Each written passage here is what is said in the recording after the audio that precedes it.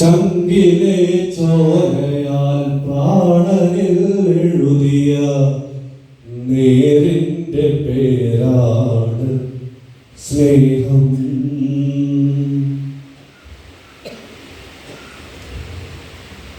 ചങ്കിലെ ചോര തന്ന് പ്രാണൻ പകുത്തു തരാൻ പാകത്ത് നമ്മളെ സ്നേഹിച്ച ഒരു ദൈവത്തെ നമ്മൾ ഇന്ന് ഓർക്കുകയാണ്.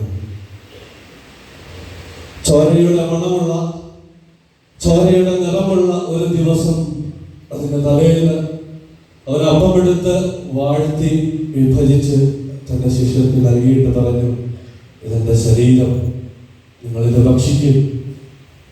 വീണ്ടും ഒരു കോപ്പ വീഞ്ഞെടുത്ത് ഉയർത്തി അവൻ പറഞ്ഞു, ഇതെന്റെ രക്തം, നിങ്ങളിത് പാനം ചെയ്യും. ഇതൊക്കെ കഴിഞ്ഞ് അവസാനം ഒന്നുകൂടി ഓർമ്മിപ്പിച്ചു, ഇനി എപ്പോഴൊക്കെ നിങ്ങൾ എൻ്റെ നാമത്തിൽ ഒന്നിച്ചു കൂടുന്നുവോ അപ്പോഴൊക്കെ എൻ്റെ ഓർമ്മയ്ക്കായിട്ട് ചെയ്യുകയാണ്. ദൈവം ഭൂമിയോളം താഴ്ന്ന് മനുഷ്യന്റെ സ്വന്തം സ്നേഹിതരുടെ പാദം കഴുകാൻ മാത്രം ചെറുതായി നമ്മുടെ മുൻപിൽ അവതരിച്ചിരുന്നു. കൂടെ വസിക്കാനായിട്ട്, നമ്മളോട് ഒപ്പമായിരിക്കാനായിട്ട് അപ്പമായി തീരണം എന്ന് തമ്പുരാന് തിരിച്ചറിവുണ്ടായിരുന്നു. ഇനിയും ഈ കൂടെ ആയിരിക്കാനായിട്ട് കുദാശകളിലൂടെ ഇത് പരികർമ്മം ചെയ്യാനായിട്ട് പൗരോഹിത്യം എന്ന വലിയ നിധി നമുക്ക് സ്ഥാപിച്ച് നൽകിയ ദിനം എല്ലാവർക്കും ഒത്തിരി സ്നേഹത്തോടെ ഈ ദിനത്തിന്റെ പെസഹാ ദിനത്തിന്റെ മംഗളങ്ങള് സ്നേഹപൂർവ്വം നേരുകയാണ്.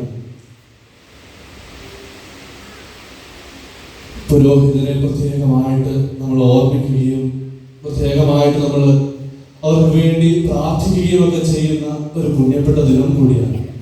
അതുകൊണ്ട് പരിചയത്തിലുള്ള പുരോഹിതരെയൊക്കെ കാണുമ്പോൾ, അല്ലെങ്കിൽ പരിചയമുള്ളവരെയൊക്കെ ഇന്നൊന്ന് വിളിക്കണം, വിളിച്ചിട്ട് പറയണം, അച്ചോ ഹാപ്പി ഫീസ്, അവരെ ഒന്ന് വിഷ് ചെയ്യണം. നമ്മൾ അവരെ ബഹുമാനിക്കുന്നു, അവരെ അറിയുന്നു, റെക്കഗ്നൈസ് ചെയ്യുന്നു എന്നതിൻ്റെ ഒരു ഓർമ്മയാണ്. അവർക്ക് വേണ്ടി പ്രത്യേകമായിട്ട് പ്രാർത്ഥിക്കാനായിട്ട് നമുക്ക് സഭ നൽകിയിരിക്കുന്ന ഒരു ദിവസം. വിവാഹം കഴിപ്പിച്ച് അയച്ചുവിട്ട അച്ഛന്മാരെയൊക്കെ ഓർമ്മയുണ്ടോ? മാമോദിസ വന്നവരെ ഓർത്തിട്ട് സാരമില്ല, അന്ന് ബോധം കഴിച്ചില്ലായിരുന്നുകൊണ്ട് കുഴപ്പമില്ല. പക്ഷെ വിവാഹത്തിൻ്റെത് നിങ്ങളൊക്കെ ഓർത്തിരിക്കുന്നുണ്ട് എന്ന് എനിക്കറിയാം. അങ്ങനെ ആരെങ്കിലും ഒക്കെ എവിടെയെങ്കിലും ഒക്കെ ഇപ്പോഴും ജീവനോടെ നിലനിൽക്കുന്നുണ്ടെങ്കിൽ അവരെയൊക്കെ ഒന്ന് വിളിച്ച് പറയണം, അച്ഛോ വർഷങ്ങൾക്ക് മുൻപ് അച്ഛനാ ഇതെടുത്ത തലയിലോട്ട് വെച്ച് തന്നത്, അച്ഛന് ഇരിക്കട്ടെ ഇന്നത്തെ ഫീസ്റ്റിന്റെ മംഗളങ്ങള്, അച്ഛനെ പ്രത്യേകമായിട്ടൊന്ന് വിളിച്ച് വിഷിക്കാനൊക്കെ സമയം കണ്ടെത്തുക. ഒപ്പം എൻ്റെ ഒപ്പം ഈ ധാരയിലായിരിക്കുന്ന സഹവൈദികർക്കും ഒത്തിരി സ്നേഹത്തോടെ തിരുനാളിന്റെ മംഗളങ്ങൾ നേരുകയാണ്.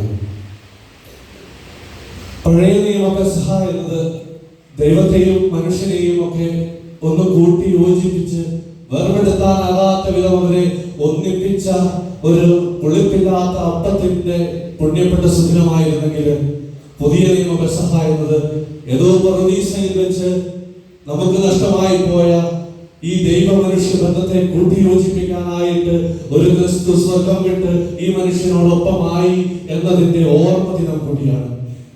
തന്നെ തന്നെ ശൂന്യനാക്കിയിട്ട്, തന്നെ തന്നെ ഇല്ലാതാക്കി ദാസന്റെ രൂപം സ്വീകരിച്ചുകൊണ്ട് ഈ ഭൂമിയിൽ ഇറങ്ങി വന്ന ഒരു ദൈവം. ഭൂമിയോളം താഴ്ന്നാലേ, ഭൂമിയോളം താഴ്ന്ന് പാദം കഴുകിയാലേ സ്നേഹത്തിന് അർത്ഥമുണ്ടാകൂ. സ്നേഹിതനെ നേടാനായിട്ട് സ്വന്തം ജീവൻ വരെ ബലി കഴിക്കണമെന്ന് നമുക്ക് മുൻപിൽ അവതരിപ്പിച്ച് പറഞ്ഞു തന്ന ഒരു ക്രിസ്തുവിനെ നമ്മൾ ഓർക്കുന്നു. ഇത് പ്രത്യേകമായിട്ട് നമ്മൾ രണ്ട് കാര്യങ്ങളാണ് ഓർമ്മിക്കുക. ഒന്ന്, നമ്മൾ വൈകുന്നേരം അപ്പം മുറിക്കും. രണ്ടാമത്തെ, നമ്മൾ രാവിലെ പാദം കഴുകും. പ്രസവത്തിന് ശേഷം നമ്മൾ പാദം കഴുകലാണ്. അപ്പം മുറിക്കൽ നമുക്കറിയാം, എല്ലാവരും വീട്ടില് ഭവനങ്ങളിലും വൈകുന്നേരങ്ങളിലും ഒരുമിച്ച് കൂടി ഒത്തിരി നമുക്ക് നല്ല ഓർമ്മകളുണ്ട്. അപ്പം മുറിക്കലിനെ കുറിച്ച് ഒരുമിച്ച് എല്ലാവരും പല വീടുകളിൽ കൂടെ കീഴി ഇറങ്ങി അപ്പം ഭക്ഷിച്ച് വൈകുന്നേരം വയറ് നിറഞ്ഞ് ശ്വാസം മുട്ടി കിടക്കാൻ പറ്റാതെ വരുന്ന ചില അവസരങ്ങളൊക്കെ നമ്മുടെ ഓർമ്മകളിലുണ്ട്. രണ്ടാമത് നമ്മൾ ഓർമ്മിക്കുന്ന മറ്റൊരു കാര്യം എന്ന് പറയുന്നത് കാല് കഴുകുന്ന ശുശ്രൂഷയാണ്. പൊതുവെ പറയാറ് വിശുദ്ധ കുർബാനയാണ്. വിശുദ്ധ കുർബാനയാണ് നമ്മുടെയൊക്കെ ജീവിതത്തിന്റെ, ക്രിസ്തീയ ജീവിതത്തിന്റെയൊക്കെ ഏറ്റവും അടിസ്ഥാനമായിട്ടുള്ള ഒരു ഘടകം വിശുദ്ധ കുർബാനയാണ് എന്ന് പറയാറുണ്ട്. സുവിശേഷങ്ങള് ഒരു പരിധി വരെ ഇത് സാക്ഷ്യം വഹിക്കുന്നുണ്ട്. സമാന്തര സുവിശേഷങ്ങളിൽ വളരെ കൃത്യമായിട്ട് വിശുദ്ധ കുർബാന എങ്ങനെയാണെന്നും വിശുദ്ധ കുർബാന സ്ഥാപിക്കപ്പെട്ടതിന്റെ ഓർമ്മയാചരണങ്ങൾ എന്ന് വായിച്ചു കേട്ട സുവിശേഷങ്ങളിലൊക്കെയായിട്ട് നമ്മൾ കാണുന്നുണ്ട്. പക്ഷേ ഒരു പ്രത്യേകത, 3 സുവിശേഷങ്ങള്, സമാന്തര സുവിശേഷങ്ങളും മത്തായി, മർക്കോസ്, ലൂക്ക ഈ ഒരു ഈശോയുടെ വിശുദ്ധ കുർബാനയെ കുറിച്ചും അതിന്റെ സ്ഥാപനത്തെ കുറിച്ചും ഒക്കെ വളരെ വ്യക്തമായിട്ട് പറഞ്ഞു വെക്കുമ്പോഴും യോഹന്നാൻ മാത്രം ഈ വിശുദ്ധ കുർബാനയെ കുറിച്ചോ ഇതിന്റെ സ്ഥാപനത്തെ കുറിച്ചോ മൗനം പാലിക്കുകയാണ്. മറ്റു സുവിശേഷകന്മാർ വളരെ കൃത്യതയോടെ കാര്യമായിട്ട് ഇതിനെക്കുറിച്ച് സംസാരിക്കുമ്പോൾ യോഹന്നാൻ മാത്രം ഇതിനെക്കുറിച്ച് മൗനം പാലിക്കുകയാണ്. അതിന് ചില കാരണങ്ങളുണ്ട്.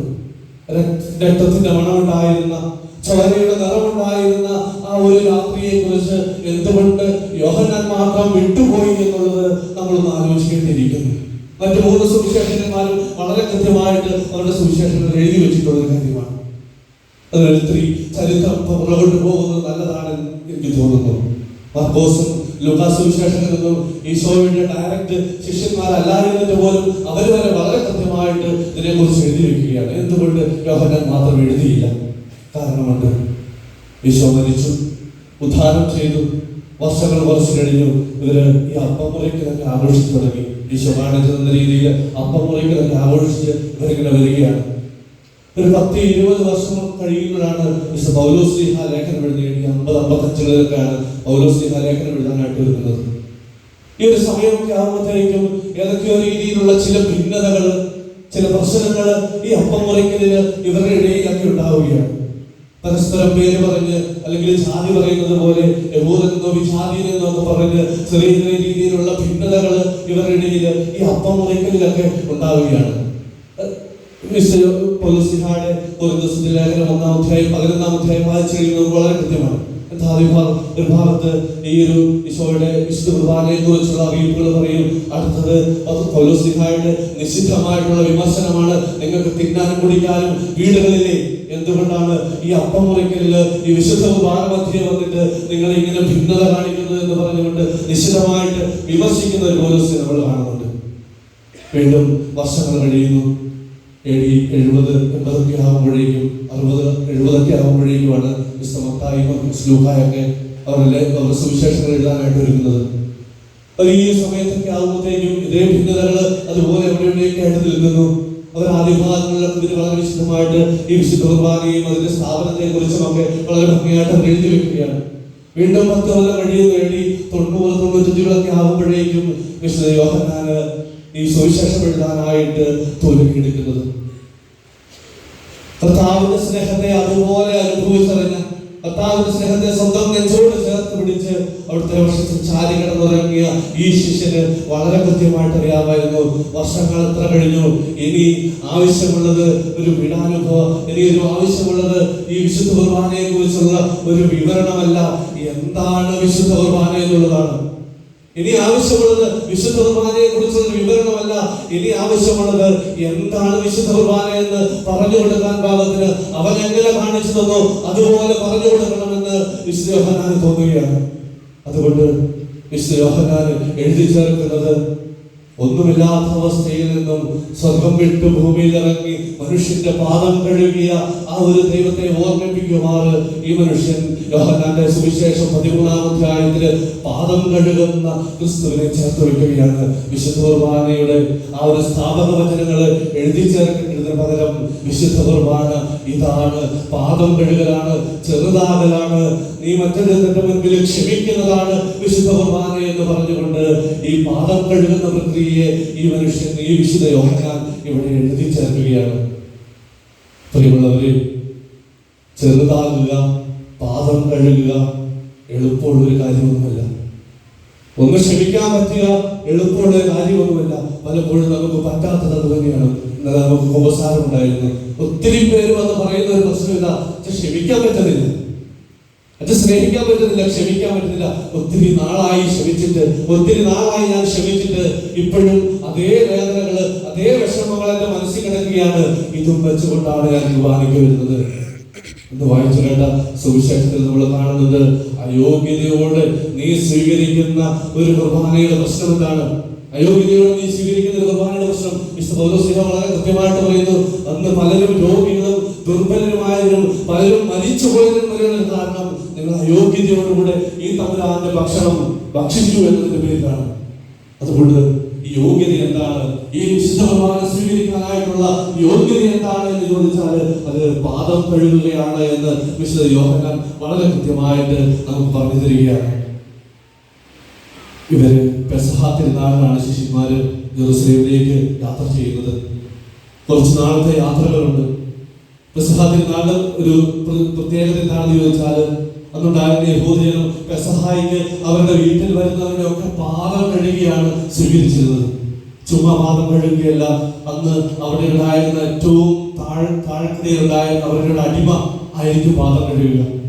സാധാരണഗതിയിൽ ഇത് വിജാതീയനായ യഹൂദൻ പോലുമല്ലാത്ത വിജാതീയനായ ഒരു അടിമയാണ് അവരുടെ പാദങ്ങൾ കഴുകുക. വീട്ടിലേക്ക് വരുന്ന ഒരാൾ വീണ്ടും വിജാതീയനായിട്ടുള്ള ഒരു അടിമ ഇല്ലെങ്കിൽ യഹൂദനായിട്ടുള്ള ഒരു അടിമ കഴുകും. വീണ്ടും അന്നത്തെ സംസ്കാര പ്രകാരം അന്ന് യഹൂദനായിട്ടുള്ള അടിമയില്ലെങ്കിൽ സ്ത്രീകൾ കഴുകും. അതിനുശേഷം അവരുമില്ലെങ്കിൽ കുട്ടികൾ കഴുകുകയാണ്. അപ്പൊ ഇങ്ങനെ ഒരു സാഹചര്യം പാദം കഴുകി വീട്ടിലേക്ക് പ്രവേശിപ്പിക്കുക എന്നത് അവരുടെ ഒരു ആചാരമായിരുന്നു. നമ്മൾ സുവിശേഷങ്ങളിൽ കാണുന്നുണ്ട്, ഈ ശിഷ്യന്മാര് യാത്ര ചെയ്ത് ജെറുസലേമിലേക്ക് പോവുകയാണ്. ഈ പോകുന്ന വഴിക്കൊക്കെ ഈ മനുഷ്യർ തർക്കിക്കുകയാണ്. എന്തിനു വേണ്ടി തർക്കിക്കുകയാണ്? തർക്കിക്കുന്നത് മറ്റൊന്നുമല്ല, തങ്ങളിൽ ആരാണ് വലിയവരെന്നതിനെ കുറിച്ചാണ് തർക്കം. നമ്മൾ കാണുന്നത് സുവിശേഷങ്ങൾ കാണുന്നുണ്ട്. പക്ഷെ യഥാർത്ഥത്തിൽ പറഞ്ഞാൽ തങ്ങളിൽ ആരാണ് വലിയവരായിരുന്നു എന്നതാണ് അവരുടെ പ്രശ്നം. ഇവരും പെസഹ ആചരിക്കാനായിട്ട് ജെറുസലേമിലേക്ക് പോകുമ്പോൾ പെസഹായുടെ ആ ഊട്ടുമേശയിലേക്ക് ആ മുറിയിലേക്ക് പ്രവേശിക്കുമ്പോൾ തങ്ങളിൽ ആരാണ് പാദങ്ങൾ കഴുകി ഞങ്ങളെ എല്ലാവരെയും ഉള്ളിലേക്ക് പ്രവേശിപ്പിക്കാൻ മാത്രം ഏറ്റവും നിസ്സാരൻ ആരാണ് എന്നതായിരുന്നു ഇവരുടെ പ്രശ്നം. ആരാണ് നമ്മൾ സുവിശേഷത്തിൽ കാണുന്നു ഏറ്റവും വലിയവൻ ആരാണ് എന്നുള്ളതാണ് ചോദ്യം. പക്ഷെ ശരിക്കും യഥാർത്ഥത്തിൽ ഇവരുടെ പ്രശ്നം ഇതായിരുന്നു. ആ ഊട്ടുമേശയിലേക്ക് പോകുമ്പോൾ പെസഹ ആചരിക്കുന്നതിന് മുൻപ് ആ മുറിയിലേക്ക് പ്രവേശിക്കുമ്പോൾ തങ്ങളില് ഏറ്റവും നിസ്സാരൻ, ഈ പാദം കഴുകാൻ മാത്രം, കാല് തൊട്ട് ചുംബിക്കാൻ മാത്രം ഏറ്റവും നിസ്സാരൻ തങ്ങളിൽ ആർക്കാണ് ഇത് ചെയ്യാനായിട്ട് പറ്റുക എന്നുള്ളതായിരുന്നു അവരുടെ സംശയം. ഇതെല്ലാം കാണുന്നുണ്ട്. ഇവരുടെ യാത്രയിലുടനീളം ഇവരുടെ സംസാരങ്ങൾ കാണുന്നുണ്ട്. പലപ്പോഴും ഈശോ 1, 2, 3 പീഡാനുഭവത്തെ കുറിച്ചുള്ള മുന്നറിയിപ്പ് കൊടുക്കുമ്പോഴാണ് ഇവര് പറയുന്നത്, ഇവര് തങ്ങളിൽ ആരാണെന്നുള്ള ചോദ്യമൊക്കെ ചോദിക്കുന്നത് രണ്ടാമത്തെ പീഡാനുഭവത്തെ കുറിച്ചുള്ള മുന്നറിയിപ്പ് കൊടുക്കുമ്പോഴാണ്. അപ്പൊ ഇത്രയും ചങ്കുപൊട്ടിയിട്ട് വേദനയോടെ ഈശോ ചില കാര്യങ്ങൾ പറയുമ്പോഴും ഈ മനുഷ്യരുടെ പ്രശ്നം ആര് പാദം കഴുകിയിട്ട് ആര് കാല് കഴുകിയിട്ട് ഞങ്ങളെ ഈ മുറിക്കുള്ളിലേക്ക് പ്രവേശിപ്പിക്കുമെന്നുള്ളതാണ്. അങ്ങനെ അവിടെ എത്തി കഴുകാത്ത പാദങ്ങളോടെ ഈ മനുഷ്യര് ഉള്ളിൽ പ്രവേശിച്ചു. അവിടെ ഇരുന്നപ്പോൾ ഈശോ മനസ്സിലായി